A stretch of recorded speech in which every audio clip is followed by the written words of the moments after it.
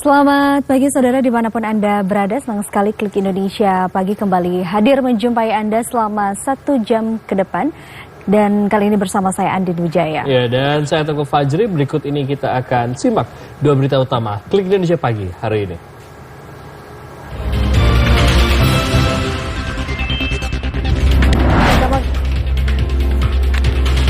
Mahkamah Konstitusi melarang tegas menjadikan tempat ibadah sebagai lokasi kampanye.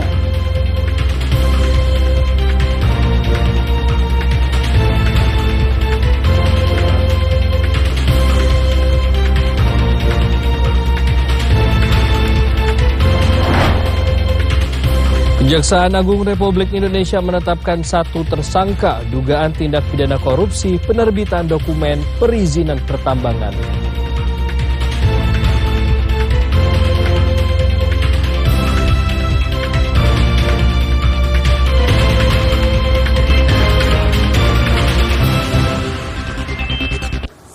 Kita awal informasi pertama, saudara. Mahkamah Konstitusi melarang tegas menjadikan tempat ibadah sebagai lokasi kampanye.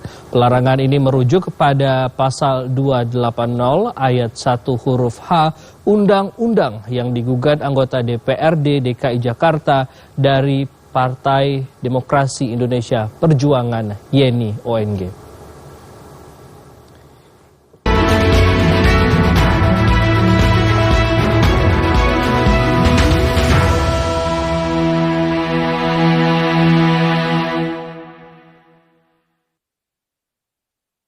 Mahkamah Konstitusi melarang kampanye di tempat ibadah merujuk pada Undang-Undang Nomor 7 Tahun 2017 tentang pemilihan umum bertentangan dengan Undang-Undang Dasar 1945.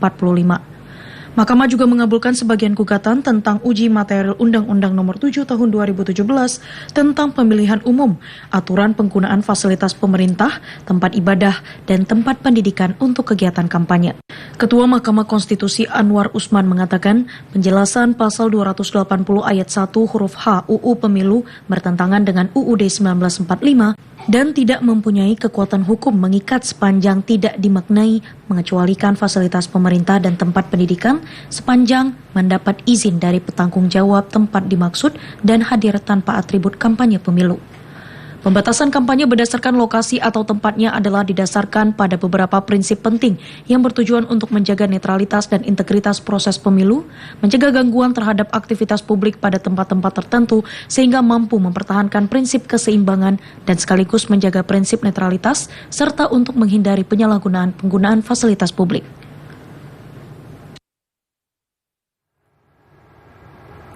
Badan Pengawas Pemilu RI menyatakan ada 5 provinsi yang masuk dalam kategori tertinggi terkait kerawanan politik uang. 5 provinsi tersebut yakni Maluku Utara, Lampung, Jawa Barat, Banten, dan Sulawesi Utara. Anggota Bawaslu RI Loli Suhenti menyatakan ada 5 provinsi yang masuk dalam kategori tertinggi terkait kerawanan politik uang. Maluku Utara menjadi provinsi dengan kerawanan politik uang tertinggi dengan nilai 100. Kemudian di urutan kedua Provinsi Lampung dengan nilai 55,56. Urutan ketiga Jawa Barat dengan nilai 50 dan di urutan keempat dan kelima yakni Banten dan Sulawesi Utara dengan nilai 44,44 dan 38,89. Sementara itu 29 provinsi lain masuk kategori rawan sedang terkait praktik politik uang. Selain itu, Bawaslu mencatat berdasarkan analisis tidak ada satupun provinsi yang masuk kategori rawan rendah. Hal tersebut juga terjadi di tingkat kabupaten kota. Bawaslu menilai tidak ada kabupaten kota yang masuk kategori rendah di indeks kerawanan terjadinya politik uang. Dari 514 kabupaten kota, 24 kabupaten kota masuk kategori paling rawan terjadi praktik politik uang. Dari jumlah tersebut, 5 kabupaten paling rawan politik uang, yakni Kabupaten Jayawijaya di Papua, Kabupaten Banggai Kepulauan di Sulawesi Tengah, Kabupaten Sekadau di Kalimantan Barat, dan Kabupaten Lampung Tengah di Lampung. Loli Suhenti mengatakan ada politik uang sebelum masa kampanye, sebelum hari pemungutan suara, serta ada politik uang yang dilakukan secara digital. Bawaslu juga menyarankan pihak berwenang memaksimalkan regulasi untuk menjerat pelaku politik uang. Badan Pengawas Pemilu Republik Indonesia menyatakan praktik politik uang sering terjadi sebelum masa kampanye hingga sehari sebelum pemungutan suara pemilu dan pilkada. Bawaslu menyatakan ada 3 modus politik uang, yakni memberi langsung, memberi barang, dan memberi janji. Badan Pengawas Pemilu RI Bawaslu menyatakan praktik politik uang sering terjadi sebelum masa kampanye hingga sehari sebelum pemungutan suara pemilu dan pilkada. Bahkan terdapat praktik transaksi politik uang secara digital.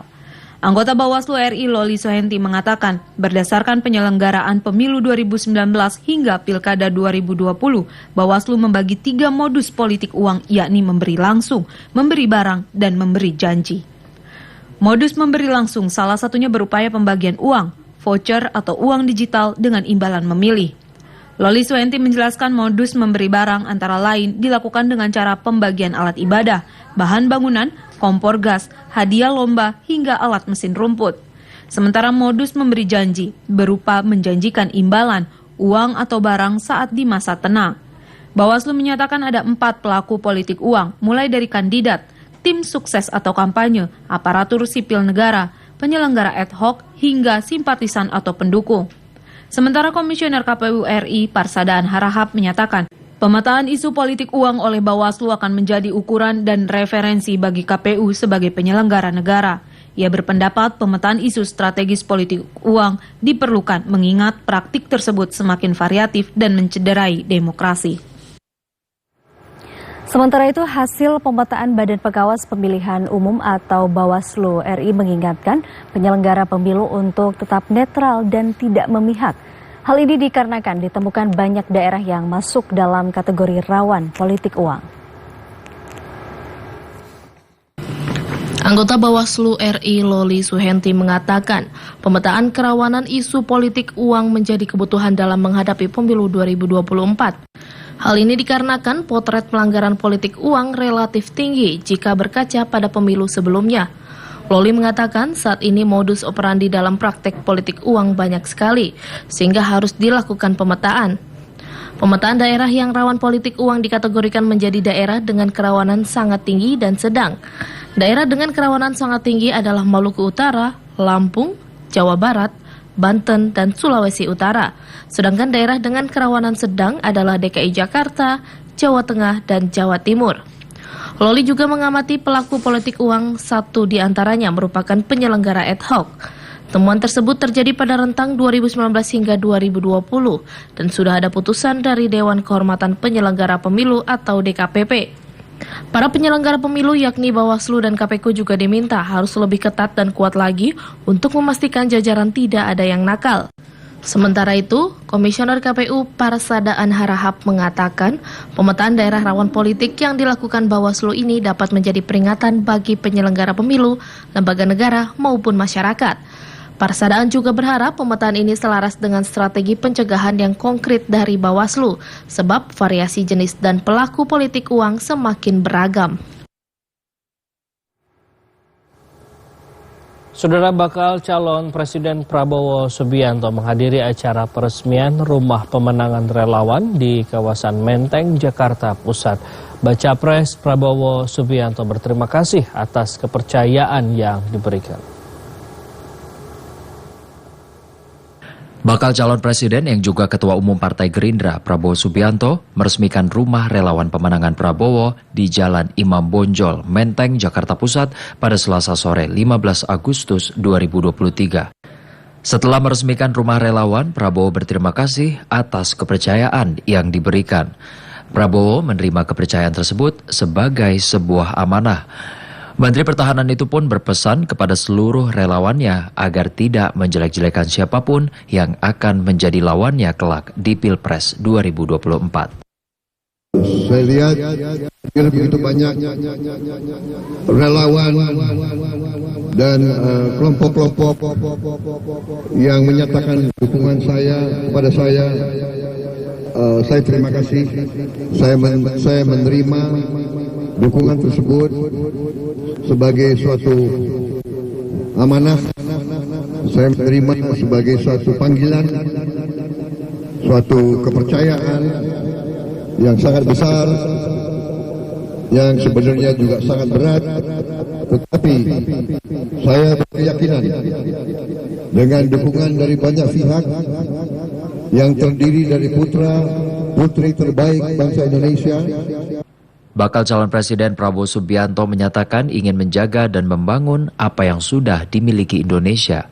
Dalam mewujudkan hal tersebut, Baca Pres Prabowo Subianto mengatakan perlu adanya persatuan para pemegang kepentingan. Sementara itu, bakal calon Presiden Prabowo Subianto meminta semua relawan untuk menjunjung tinggi demokrasi kekeluargaan. Hal ini disampaikan Baca Pres Prabowo saat menghadiri acara peresmian Rumah Pemenangan Relawan di Menteng, Jakarta Pusat. Bakal calon Presiden Baca Pres Prabowo Subianto mengingatkan para relawannya agar tidak menjelek-jelekan lawan politik di pemilu 2024. Hal ini disampaikan Prabowo saat menghadiri acara peresmian Rumah Pemenangan Relawan di Menteng, Jakarta Pusat. Prabowo mengaku menganggap Ganjar Pranowo dan Anies Baswedan sebagai kawannya meski mereka berpeluang besar menjadi lawannya di ajang Pilpres 2024. Oleh sebab itu, Ketua Umum Partai Gerindra ingin kontestasi pemilihan presiden tahun depan menjadi ajang adu gagasan, bukan saling menjelekan. Baca Pres Prabowo meyakini semua partai politik berisi putra-putri terbaik bangsa. Dengan demikian, Baca Pres Prabowo tidak ingin relawannya menjelek-jelekan partai politik lain meski menjadi lawan politik. Baca Pres Prabowo ingin setiap pihak menjalankan demokrasi kekeluargaan dan mengajarkan untuk bersaing sebagai keluarga besar. Sekjen Partai Demokrasi Indonesia Perjuangan Hasto Kristianto mengatakan Presiden Joko Widodo sudah menepis isu mendukung Prabowo Subianto sebagai bakal calon presiden di pemilu Pilpres 2024. Sekjen PDI Perjuangan Hasto Kristianto usai pemberian rekor muri di Bogor, Jawa Barat mengatakan pihaknya sudah menerima klarifikasi dari Presiden Joko Widodo soal PAN dan Golkar yang telah menyatakan sikap mendukung Prabowo Subianto. Nama Jokowi hanya dicatut seolah-olah telah memberi dukungan kepada koalisi Prabowo Subianto. Hasto Kristianto menegaskan Presiden tidak pernah ikut campur dalam membentuk koalisi pendukung Prabowo Subianto.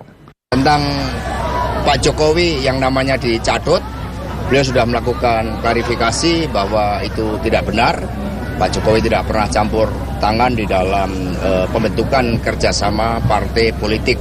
Tetapi di dalam Pilpres itu berbeda dengan Pileg.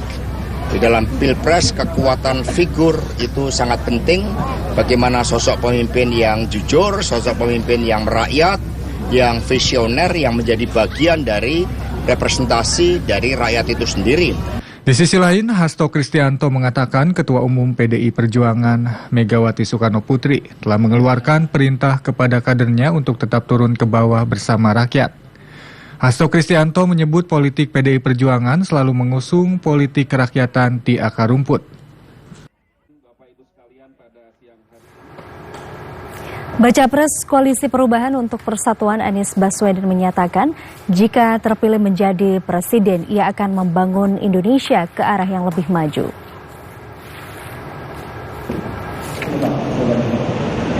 Bakal calon Presiden Anies Baswedan mengatakan ia akan membangun Indonesia agar menjadi negara adil dan makmur. Gerakan perubahan untuk mensejahterakan masyarakat yang berkeadilan juga akan dilakukan jika ia terpilih menjadi Presiden Republik Indonesia.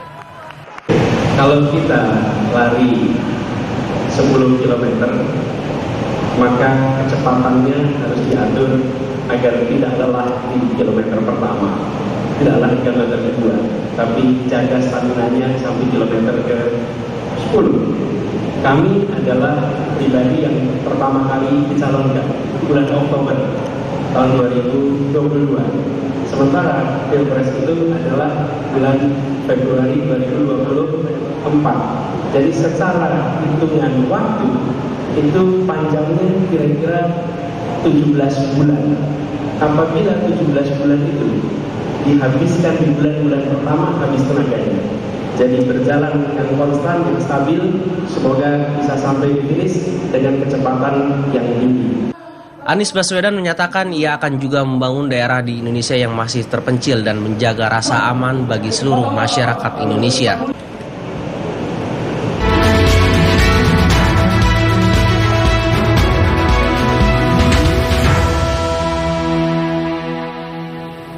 Saudara, Kejaksaan Agung Republik Indonesia menetapkan 1 tersangka dugaan tindak pidana korupsi penerbitan dokumen perizinan pertambangan. Kejagung menyatakan tersangka berperan dalam membuat dokumen palsu perizinan pertambangan yang diduga digunakan untuk kepentingan proses persidangan.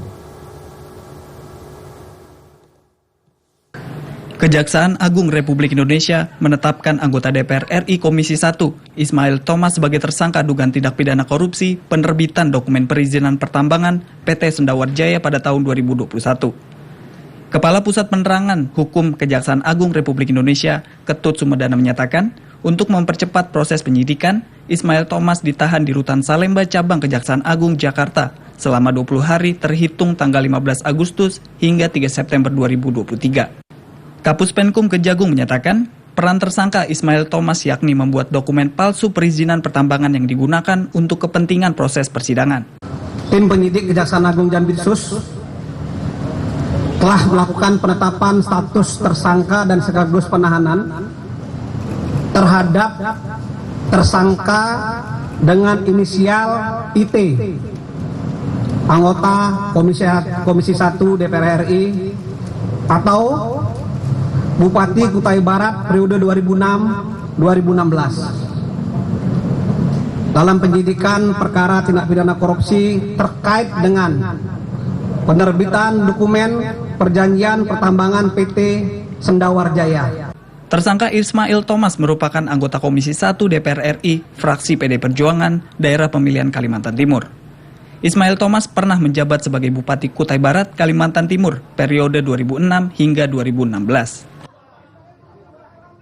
Komisi Pemberantasan Korupsi melakukan kembali pendalaman dalam perkara dugaan pengurusan perkara di Mahkamah Agung untuk tersangka mantan Sekretaris Mahkamah Agung Hasbi Hasan dan tersangka lainnya. Komisi Pemberantasan Korupsi KPK kembali mendalami perkara dugaan pengurusan perkara di Mahkamah Agung untuk tersangka mantan Sekretaris Mahkamah Agung Hasbi Hasan dan tersangka lainnya. Kepala Bagian Pemberitaan KPK Ali Fikri menyatakan tim penyidik KPK melakukan pemeriksaan kepada Andika Rahman, Kepala Subbagian Kepegawaian Kepanitraan, Riris Rizka Diana, dan Widi Yunita Bastari Usman. Keduanya merupakan wira swasta. Perpanjangan masa tahanan tersebut dilakukan untuk kemudian mendalami dan melengkapi pemberkasan perkara serta akan menjadwalkan pemanggilan saksi-saksi yang mengetahui penerimaan uang oleh Hasbi Hasan. Mantan Sekretaris Mahkamah Agung Hasbi Hasan resmi ditahan oleh KPK pada 12 Juli lalu. Hasbi ditetapkan sebagai tersangka dalam kasus suap penanganan perkara Koperasi Simpan Pinjam Indodana di Mahkamah Agung. Dalam kasus ini, KPK telah menjerat sejumlah pihak seperti Hakim Agung Sudrajat Dimyati dan Gazalba Saleh. Hasbi Hasan diduga telah menerima suap sekitar 3 miliar rupiah untuk mengatur keputusan-putusan kasasi kasus Koperasi Simpan Pinjam Intidana di MA. Mahkamah Konstitusi atau MK memutuskan masa jabatan pimpinan Komisi Pemberantasan Korupsi tetap 5 tahun. Keputusan tersebut artinya menolak permohonan uji materi oleh Masyarakat Anti Korupsi Indonesia atau MAKI terkait dengan Undang-Undang Nomor 30 Tahun 2022 tentang Komisi Pemberantasan Korupsi. Mahkamah Konstitusi atau MK memutuskan masa jabatan pimpinan Komisi Pemberantasan Korupsi selama 5 tahun mulai berlaku pada periode pimpinan KPK saat ini, yakni Firly Bahuri DKK. Hal ini disebutkan dalam sidang putusan pengujian material Undang-Undang Nomor 19 Tahun 2019 tentang perubahan kedua atas Undang-Undang Nomor 30 Tahun 2002 tentang Komisi Pemberantasan Tindak Pidana Korupsi. Gugatan dengan nomor perkara 68-PU-21-2023 itu diajukan oleh Koordinator Masyarakat Anti Korupsi Indonesia atau MAKI, Boyamin, dan seorang advokat Christoporus Harno. Mereka mengajukan permohonan pengujian material Undang-Undang Nomor 30 Tahun 2002 tentang Komisi Pemberantasan Tindak Pidana Korupsi terkait perpanjangan masa jabatan KPK menjadi 5 tahun. Menurut pertimbangan yang dibacakan Hakim MK Manahan MP Sitompul, kekhawatiran pemohon jika perpanjangan jabatan pimpinan KPK yang berakhir pada 20 Desember 2024 dapat dibatalkan sehingga menimbulkan kekacauan hukum tidak beralasan. Hakim MK Manahan menyatakan, dalil para pemohon yang menilai pimpinan KPK saat ini tidak berprestasi, melanggar kode etik dan nampak terpengaruh kekuasaan politik sehingga tidak perlu diperpanjang masa jabatannya bukan persoalan inkonstitusional norma, sehingga bukan merupakan kewenangan MK untuk menilainya. Sebelumnya, MK mengabulkan permohonan uji materi Undang-Undang KPK terkait perubahan masa jabatan pimpinan KPK dari 4 tahun menjadi 5 tahun yang diajukan Wakil Ketua KPK Nurul Gufron. Ketentuan masa jabatan pimpinan KPK ini diatur dalam pasal 34 Undang-Undang 30 tahun 2002 tentang Komisi Pemberantasan Korupsi. Densus 88 Anti Teror Polri mengamankan tersangka teroris berinisial DE di Bekasi, Jawa Barat kemarin. Dalam penggeledahan di rumah tersangka, Densus 88 mengamankan sejumlah barang bukti seperti belasan senjata api, magazin, dan amunisinya. Juru bicara Densus 88 Anti Teror Polri, Kombes Pol Aswin Siregar mengungkapkan, tersangka terduga teroris berinisial DE merupakan pendukung aktif organisasi ISIS. Kombes Aswin menjelaskan DE merupakan pegawai salah satu perusahaan BUMN Kereta Api Indonesia KAI sejak 2016. DE aktif di media sosial yang kerap mengunggah konten propaganda seperti mengunggah ajakan dan motivasi jihad, serta pembaruan baiat kepada ISIS di media sosial. Berdasarkan profiling terhadap DE, Densus 88 Anti Teror mendapat hasil DE telah merencanakan aksi teror di markas polisi dan tentara.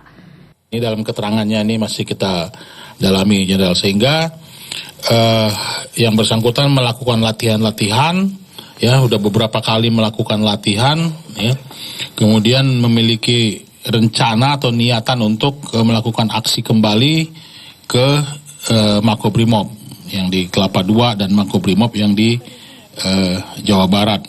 Juga terhadap beberapa markas tentara yang sudah dikenali atau ditandai, di profiling oleh yang bersangkutan.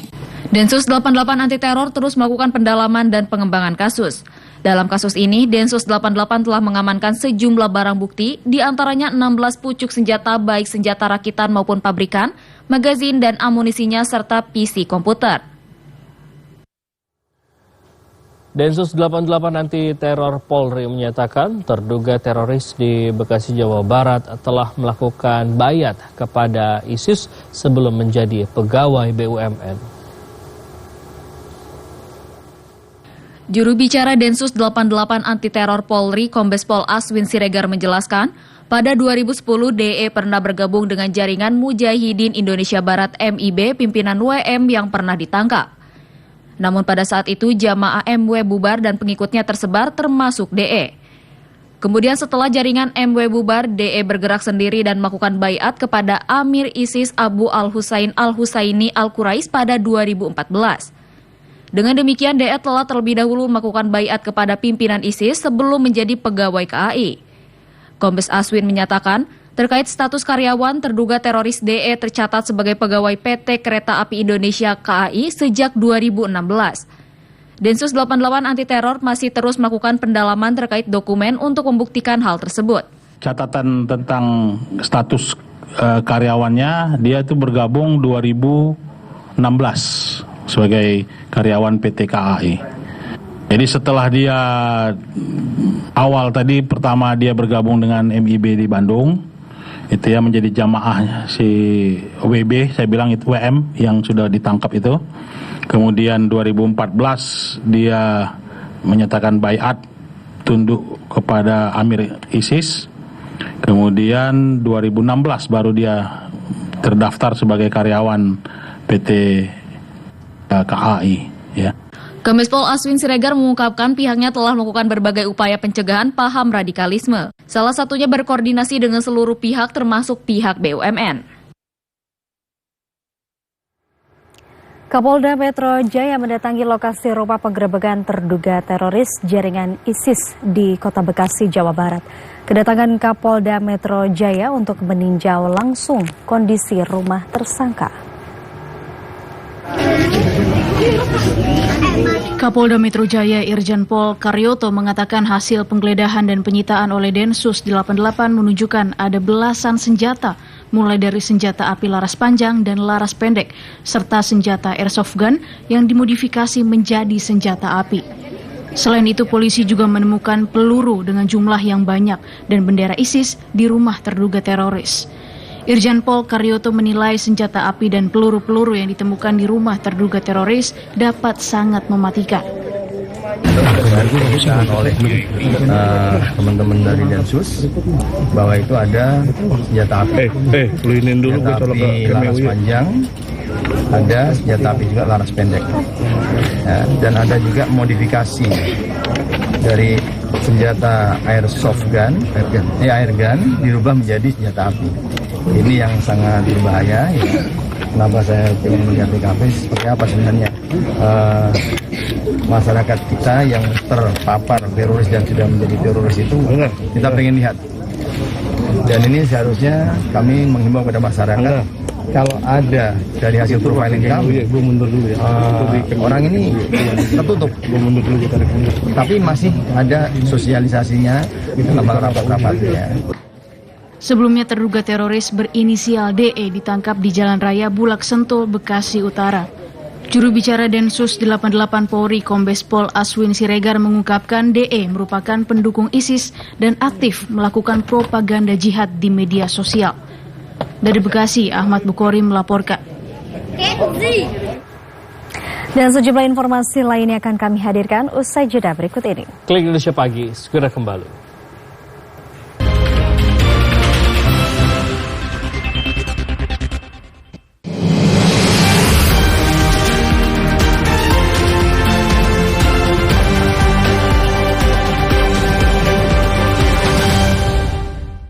Permohonan pengujian Undang-Undang Pemilihan Umum yang diajukan oleh 2 warga Jakarta dikabulkan sebagian oleh Mahkamah Konstitusi.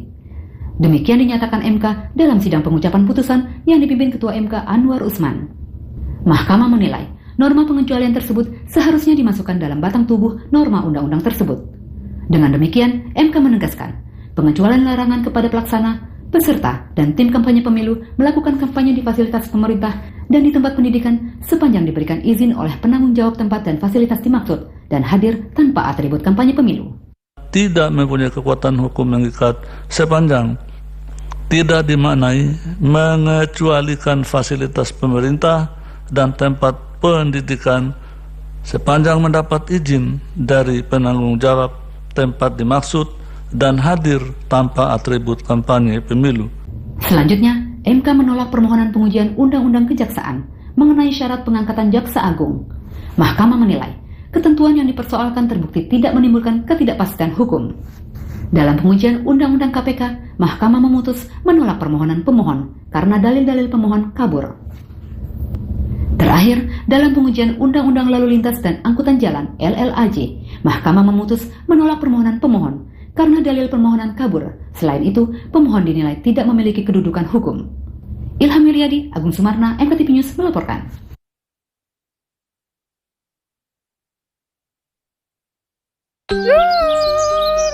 Sayur, Mas sayur. Siap, Makku. Kangkungnya kok lemes ta, Mas? Setrong ya, Mak ya. Selamat pagi, mak-mak cantikku. Mak caleg, belanja. Ayo, diborong semua sayurannya. Nanti mak caleg yang bayarin, oke?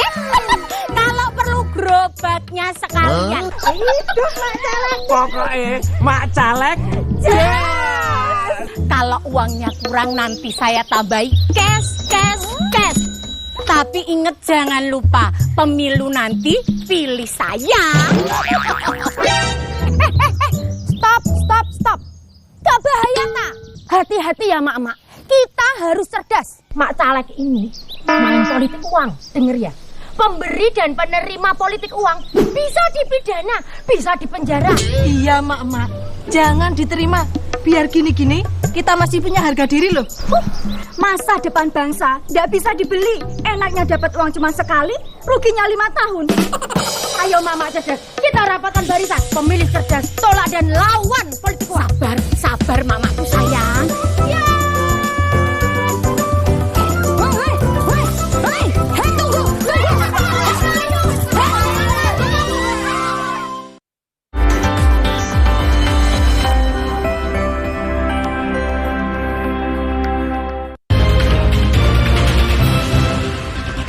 Teguh Fajri dan Andin Wijaya masih menemani Anda di Klik Indonesia Pagi TVRI.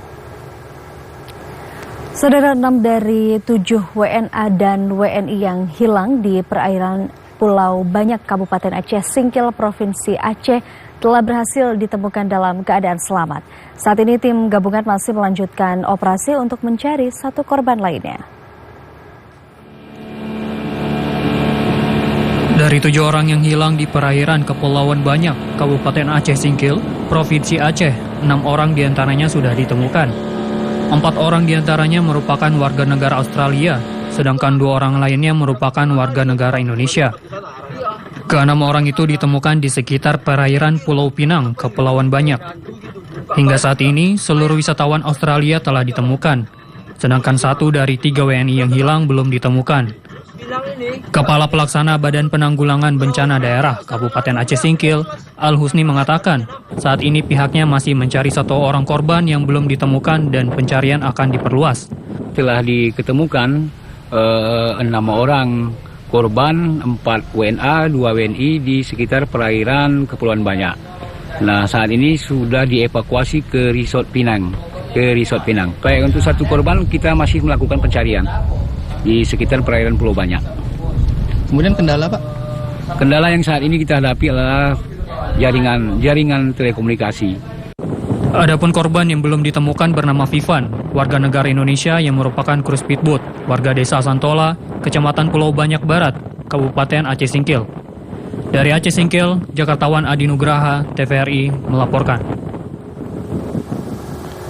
Saudara, kita beralih ke informasi lainnya. Produksi padi dan beras secara nasional pada Juli sampai September 2023 diproyeksi akan defisit. Oleh sebab itu, pemerintah Provinsi Lampung telah menyiapkan sekitar 10 hektar lahan untuk persawahan. Dan untuk mengetahui informasi selengkapnya, kita telah terhubung dengan reporter TVRI Salwa Sakinah langsung dari Lampung. Salwa, selamat pagi. Antisipasi apa yang dilakukan oleh pemerintah setempat saat ini? Baik, terima kasih Andin, selamat pagi. Pemirsa, untuk produksi padi dan beras secara nasional di tahun 2023 ini akan diproyeksikan mengalami defisit dari bulan Juli hingga September akibat kemarau yang panjang sebagai dampak dari fenomena El Nino. Dan saat ini perbandingan jumlah produksi padi dan konsumsi tidak seimbang, di mana untuk estimasi produksi padi di bulan Juli mencapai 4,13 juta ton dari luas lahan 818.000 hektar. Sedangkan saat ini untuk jumlah produksi padi hanya mencapai 2,40 juta ton, sedangkan untuk jumlah konsumsi beras hanya mencapai 2,55 juta ton. Dan saat ini Kementerian Pertanian Provinsi Lampung telah menyiapkan lahan yang siap produksi seluas 110.000 hektar, di mana 36.000 hektarnya akan digunakan untuk gerakan nasional menanam padi sebagai antisipasi dari dampak fenomena El Nino, sedangkan 74.000 lainnya sudah ditanam padi sejak bulan Juli lalu. Dan saat ini akibat dari kemarau yang panjang ini berdampak pada harga komoditas bahan pokok terutama beras di pasar tradisional di Bandar Lampung. Saat ini untuk harga beras kualitas premium mencapai Rp15.000 per kilogram yang sebelumnya hanya Rp12.500 per kilogram. Dan untuk saat ini harga beras kualitas medium mencapai harganya Rp13.500 per kilogram yang sebelumnya hanya Rp11.500 per kilogram. Demikian informasi dari Lampung, kembali ke Jakarta bersama Andin. Baik, Salwa Sakinah, terima kasih atas informasi Anda, selamat bertugas kembali. Saudara, Menteri Agama Yakut Holil Kaumas menyerahkan santunan BP Jam Sostek kepada pembimbing ibadah haji yang meninggal dunia di Arab Saudi beberapa waktu lalu. Suasana duka sempat menyelimuti hati para jemaah haji asal Kabupaten Banyumas usai tersiar kabar salah satu anggota tim pembimbing ibadah haji Indonesia Kloter 73 meninggal dunia. Menanggapi hal tersebut, pemerintah merespon cepat dengan memberikan manfaat perlindungan beasiswa anak kepada ahli waris senilai total 183 juta rupiah yang diserahkan langsung oleh Menteri Agama Yakut Holil Qoumas bersama Dirut BP Jamsostek Anggoro Eko Cahyo. Menteri Agama Yakut Holil Qoumas mengatakan Kementerian Agama merasakan kehilangan atas meninggalnya almarhum. Manfaat yang diberikan BP Jamsostek menjadi simbol penghormatan bagi almarhum atas jasa-jasanya. Tanda terima kasih kami semua, hormat kami semua kepada almarhum yang telah telah melakukan kerjanya dengan maksimal sehingga almarhum harus meninggalkan keluarga dan kita semua. Kita memberikan santunan bagi petugas haji. Tentu saja kami mengapresiasi komitmen Bapak Menteri Agama atas adanya Putusan Menteri Agama nomor 402 tahun 2023 di mana semua petugas haji itu dilindungi. Direktur Utama BP Jamsostek Anggoro Eko Cahyo berharap santunan ini mampu mengetuk hati para pemberi kerja bahwa terdapat resiko yang dihadapi oleh tenaga kerjanya. Karena itu perlindungan jaminan sosial ketenaga kerjaan menjadi hal yang wajib dimiliki para pekerja. Dari Jakarta, Rido Saputra dan Tio Posma, TVRI melaporkan. Saudara Wakil Presiden Ma'ruf Amin menyatakan perlunya hilirisasi produk pertanian. Wapres mengatakan ekspor produk pertanian tidak harus dalam volume besar, namun perlu peningkatan nilai tambah. Republik Indonesia tiba di tempat acara. Wakil Presiden Ma'ruf Amin mengatakan berdasarkan data BPS, volume ekspor pertanian Indonesia telah mencapai 21,2 juta ton hingga Juni 2023. Wapres mengapresiasi capaian tersebut dan mendorong pertumbuhan ekspor pertanian kembali normal seperti sebelum pandemi. Wapres menilai ekspor produk pertanian tidak harus dalam volume besar, namun diperlukan peningkatan nilai tambah, salah satunya melalui hilirisasi pertanian. Hal itu disampaikan Wapres saat melepas ekspor pertanian bersama Kementan di Pelabuhan Tanjung Priuk, Jakarta. Apa yang kita ekspor itu juga bukan hanya mentah, tapi juga sudah dihilirisasi. Kita yang memang ingin bahwa hilirisasi produk pertanian ini, karena ini juga adalah menyangkut masyarakat, ya masyarakat kecil yang mereka berproduksi, kemudian dihilirisasi, kemudian diekspor. Ini akan membantu yaitu mengembangkan usaha-usaha masyarakat dari terutama UMKM. Adapun ekspor komoditas pertanian saat ini masih didominasi oleh subsektor perkebunan, terutama kelapa sawit. Wapres mendorong peningkatan produksi pertanian di subsektor lainnya, seperti peternakan, hortikultura, dan tanaman pangan. Sementara itu, Menteri Pertanian Syahrul Yassin Limpo menyatakan nilai ekspor pertanian saat ini telah mencapai 658 triliun rupiah. Kementan mentargetkan nilai ekspor pertanian Indonesia bisa tembus di atas 1.000 triliun rupiah pada 2024. Kementerian Pertanian melepas ekspor sejumlah komoditas senilai 2,29 triliun rupiah ke 37 negara melalui Pelabuhan Tanjung Priuk, Jakarta. Produk yang diekspor terdiri dari hasil perkebunan, hortikultura, pangan, dan peternakan dari 1 hingga 15 Agustus 2023. Menteri Pertanian Syahrul Yassin Limpo menyatakan saat ini nilai ekspor pertanian telah mencapai 658 triliun rupiah dan ditargetkan tembus di atas 1.000 triliun rupiah pada 2024. Dan di tahun ketiga ini ekspor kita sudah mencapai 658 triliun, Bapak. Tahun ini kami rencanakan sesuai dengan planning yang kita lakukan adalah kita berharap ekspor kita, pertanian kita bisa mencapai 900 triliun. Dan di roadmap Bapak Wakil Presiden 2024 nanti kita akan tembus di atas 1000 triliun.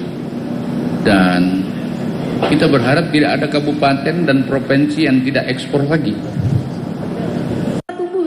Meski produk ekspor pertanian terus diupayakan meningkat, namun Mentan memastikan ketersediaan pangan di dalam negeri tetap menjadi perhatian utama. Mentan menyatakan komoditas yang diekspor saat ini adalah komoditas non-12 bahan pokok. Mentan mengklaim 12 komoditas strategis dalam negeri aman, namun Kementan tetap waspada menghadapi ancaman perubahan iklim dan El Nino. Sektor usaha kecil dan menengah berperan besar dalam menopang pertumbuhan ekonomi. Perbankan diharapkan mampu memberikan permodalan kepada para pelaku UMKM.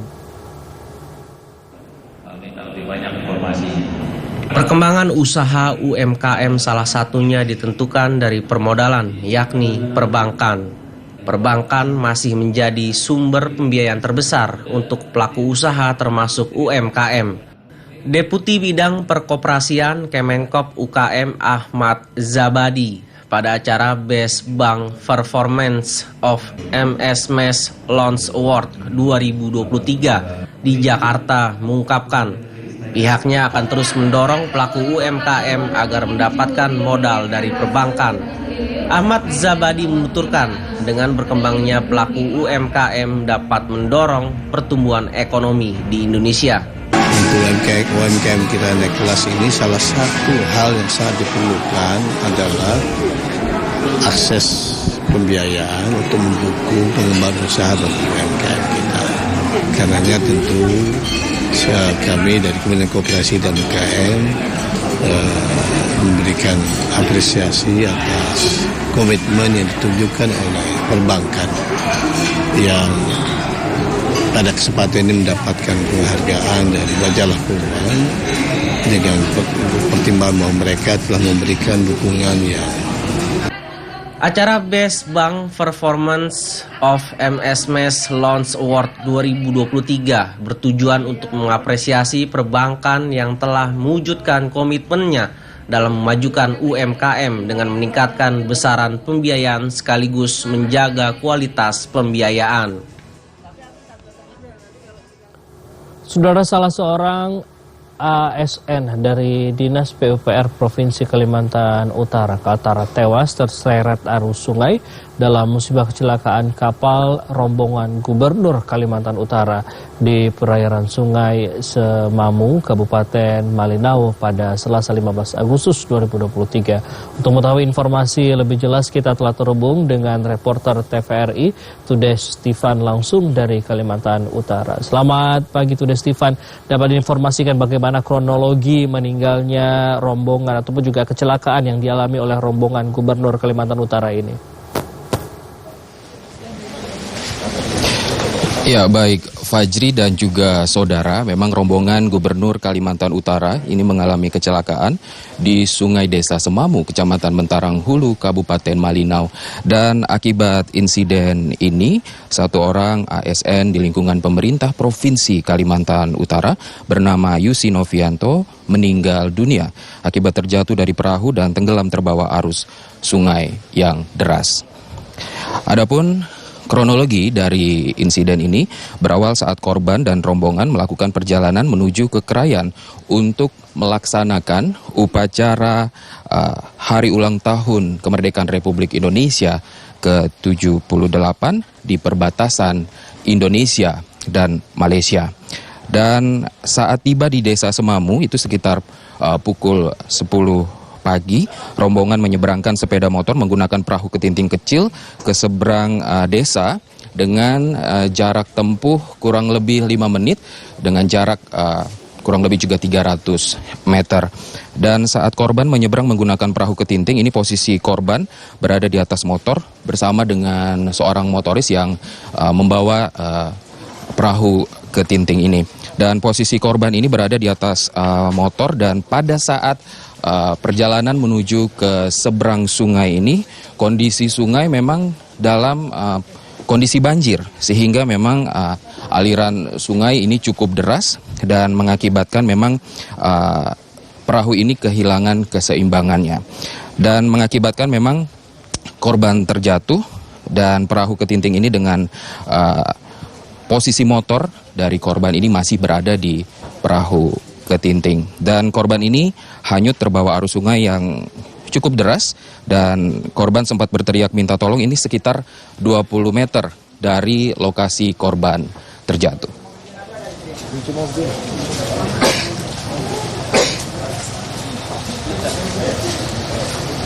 Hasil informasi Anda, selamat bertugas kembali. Informasi lainnya, Saudara, staf Sekretariat MPR RI melakukan gladi bersih persiapan sidang tahunan MPR dan pidato kenegaraan Presiden di Kompleks Parlemen Senayan, Jakarta. Ketua MPR RI Bambang Susatyo menyatakan pihaknya telah siap menggelar sidang tahunan MPR RI 2023. Gladi bersih sidang tahunan MPR RI dilakukan untuk persiapan menjelang pidato kenegaraan Presiden dalam rangkaian sidang tahunan MPR, DPR, dan DPD yang digelar pada hari ini Rabu 16 Agustus 2023. Agenda sidang tahunan MPR RI diantaranya penyampaian pidato kenegaraan Presiden Joko Widodo dalam rangka HUT kemerdekaan ke-78 Republik Indonesia dan penyampaian laporan kinerja lembaga-lembaga negara oleh Presiden Joko Widodo. Ketua MPR RI Bambang Susatyo mengungkapkan, Presiden dan Wakil Presiden RI serta dan lebih 1.500 undangan termasuk di dalamnya pimpinan lembaga negara, seluruh anggota DPR, MPR, DPD, Menteri Kabinet Indonesia Maju, dan pejabat setingkat menteri diagendakan hadir dalam agenda tahunan MPR RI tersebut. Selain itu, Ketua MPR RI Bambang Susatyo menyatakan pihaknya telah mengirimkan undangan kepada Presiden ke-5 RI Megawati Soekarno Putri dan Presiden ke-6 RI Susilo Bambang Yudhoyono serta Wakil Presiden ke-10 dan ke-12 RI Yusuf Kala serta Wapres ke-11 RI Budiono. Undangan juga telah dikirimkan kepada mantan Ketua MPR, DPR, DPD RI, para Ketua Umum Partai Politik, Raja-Raja Nusantara, Ketua Ormas Keagamaan, serta perwakilan teladan dari seluruh Nusantara juga diundang untuk menghadiri sidang tahunan MPR RI 2023.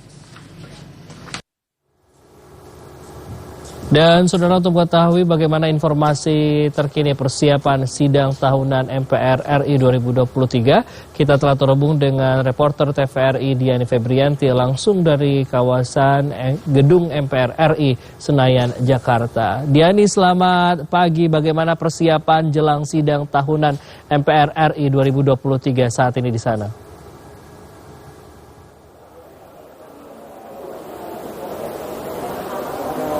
Ya, baik, selamat pagi Fajri juga saudara. Benar sekali, pada hari ini Rabu 16 Agustus 2023 akan digelar sidang tahunan MPR RI dan juga sidang bersama DPR dan DPD RI yang akan dimulai pada pukul 9.30 waktu Indonesia Barat.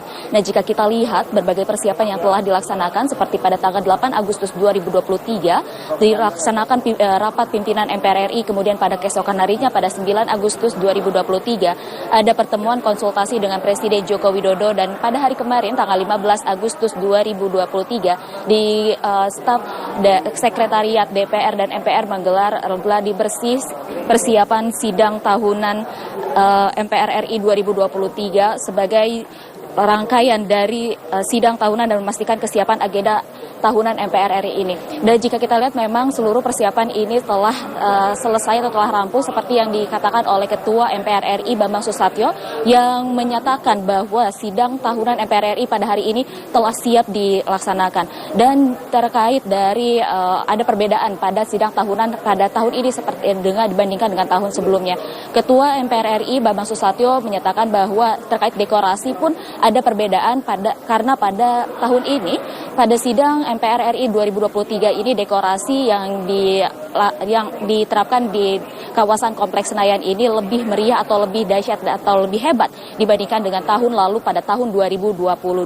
Selain itu juga jika lihat dekorasi yang telah dipasang atau yang telah ada, seperti ada hiasan batik di depan pintu masuk gedung kura-kura, lalu ada di bagian lobi disediakan khusus latar belakang yang bertuliskan Dirgahayu Republik Indonesia 78, terus melaju untuk Indonesia maju.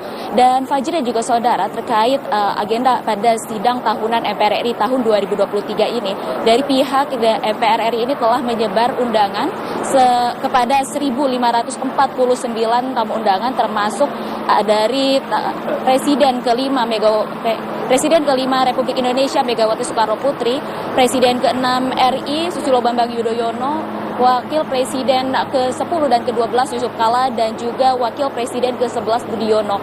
Dan selain itu juga akan pada sidang tahunan MPR RI ini akan dihadiri oleh Presiden Joko Widodo, Wakil Presiden Ma'ruf Amin, dari Kabinet Menteri Indonesia Maju, seluruh anggota MPR, DPR, dan DPD, dan juga tamu undangan lainnya.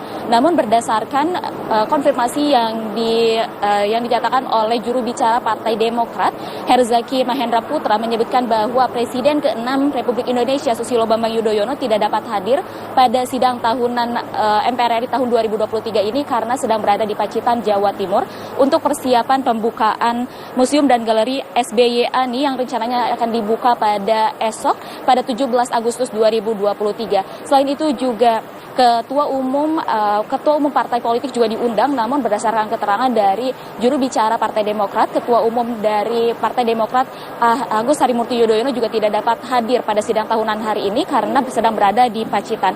Dan untuk agenda atau rangkaian acara nanti akan dimulai pada pukul 9 waktu Indonesia Barat dengan ada pembukaan sidang tahunan oleh Ketua MPR RI dan ada pidato pengantar dari Ketua MPR RI Bambang Susatyo dan juga pengantar dari Ketua DPD Lanyala Mataliti. Kemudian ada pidato dari Presiden Joko Widodo tentang penyampaian laporan kinerja lembaga-lembaga negara dan juga pidato kenegaraan dalam rangka HUT kemerdekaan ke-78 Republik Indonesia. Selain itu juga nanti akan disampaikan pada siang hari, nanti ada penyampaian nota keuangan oleh Presiden Joko Widodo dan juga penyampaian RUU APBN dan nota keuangan. Untuk sementara demikian, kembali ke studio Fajri. Baik, Jenny Febrianti, kita nantikan sama-sama jalannya sidang tahunan MPR RI pada pukul 9 waktu Indonesia Barat. Terima kasih atas informasi Anda, selamat bertugas kembali dan jaga kesehatan. Ya, dan saudara, informasi lainnya akan kami hadirkan usai jeda berikut ini. Ke Indonesia Pagi, segera kembali.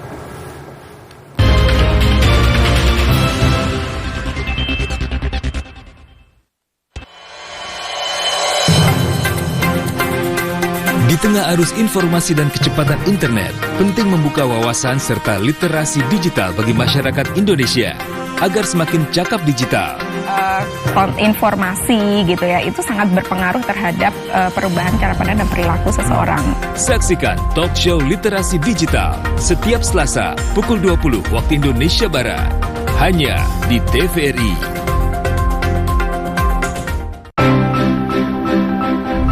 Datang, kita tuh akan memilih siapa aja? Belum tahu sih. 2024. Ya, saya juga tahu, Bang. Kita bakal ngobrol-ngobrol tentang pemilu yang akan datang. Pemilu 2024 sudah dekat, guys. Pemilih pemula dan generasi milenial wajib tahu nih. Tahu siapa yang dipilih dan bagaimana tata caranya. Buat referensi, kepoin dulu program yang satu ini yuk. Politik Plus 62, program anak muda seputar pemilu dan dunia politik. Setiap Sabtu pukul 17.30 waktu Indonesia Barat, hanya di TVRI.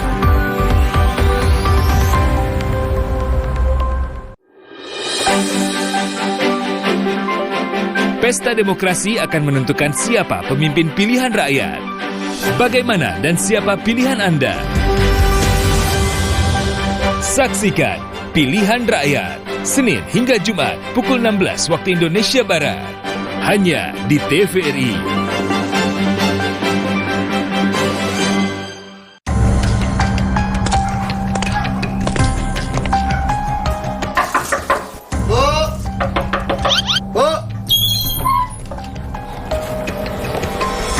Ingat, besok pemilu, pilih Bapak ini. Untuk 5 tahun.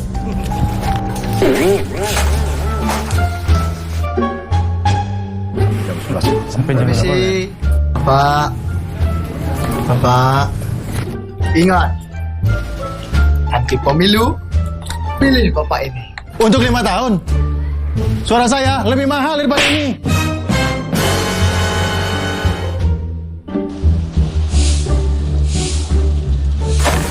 Ingat, nanti pemilu, coblos Bapak ini. Oke? Hari gini masih pakai cara singkat. Generasi muda Indonesia, ayo jadi pemilih yang cerdas. Karena satu suaramu akan menentukan 5 tahun ke depan. Tolak suapnya, kenali sosoknya, pahami programnya. Pemilih cerdas, pemilu sehat, bangsa hebat. Kita memilih untuk Indonesia. Halo Mas, selamat pagi.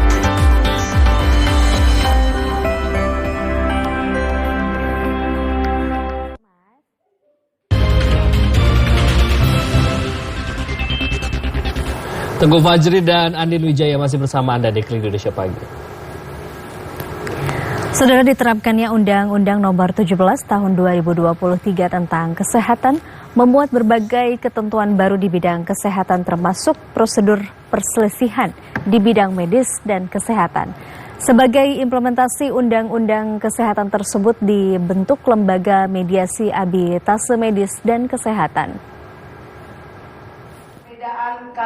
Dengan diterapkannya Undang-Undang Nomor 17 Tahun 2023 tentang Kesehatan, termasuk diantaranya tentang penyelesaian perselisihan di bidang medis dan kesehatan, BAILED menjadi payung hukum dalam penyelenggaraan layanan kesehatan terhadap masyarakat luas.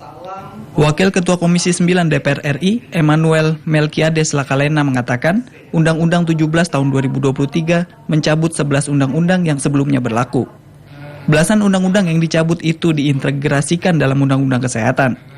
Dia mengatakan, Undang-Undang 17 Tahun 2023 memberi perlindungan terhadap tenaga medis dan kesehatan yang menjalankan praktik sesuai prosedur. Undang-undang tersebut juga mengatur mekanisme penegakan disiplin tenaga medis dan kesehatan serta penyelesaian perselisihan. Jika tenaga medis dan kesehatan melakukan kesalahan dalam menjalankan profesinya sehingga menyebabkan kerugian bagi pasien dan keluarganya berkunjung sengketa, karena langkah pertama yang dapat ditempuh adalah mengadukan persoalan kepada Majelis Disiplin Profesi. Penyelesaian perselisihan bisa menggunakan mekanisme di luar pengadilan. Mekanismenya mengacu pada Undang-Undang Nomor 30 Tahun 1999 tentang arbitrase dan alternatif penyelesaian sengketa. Mengenai sudah terbentuknya dan berdirinya Lembaga Mediasi Arbitrase Medis Kesehatan ya Indonesia, terutama ke rumah sakit, ke para kalangan dokter dan seperti tenaga kesehatan, perkumpulan perawat, apoteker gitu kan. Kita akan mengadakan sosialisasi agar mereka memahami dan mengetahui kalau misalnya ada di luar dugaan timbul perselisihan atau sengketa, sudah ada lembaga atau wadah yang untuk mereka melakukan komunikasi. Salam damai. Ya, salam damai. Ya, karena basicnya adalah damai untuk semuanya, win-win solution, semua happy. Sementara itu, Kepala Biro Hukum Kementerian Kesehatan, Indah Febrianti mengatakan, keuntungan menggunakan mekanisme alternatif penyelesaian membuka ruang lebar kepada para pihak untuk menyelesaikan perselisihan secara damai, memuaskan, dan berkeadilan.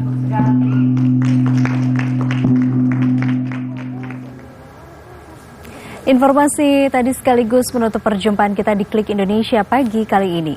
Akhirnya saya Andin Wijaya. Ya, dan saya Teguh Fajri mewakili seluruh kerabat kerja yang bertugas mengucapkan terima kasih atas perhatian dan kebersamaan Anda. Selamat pagi dan sampai jumpa.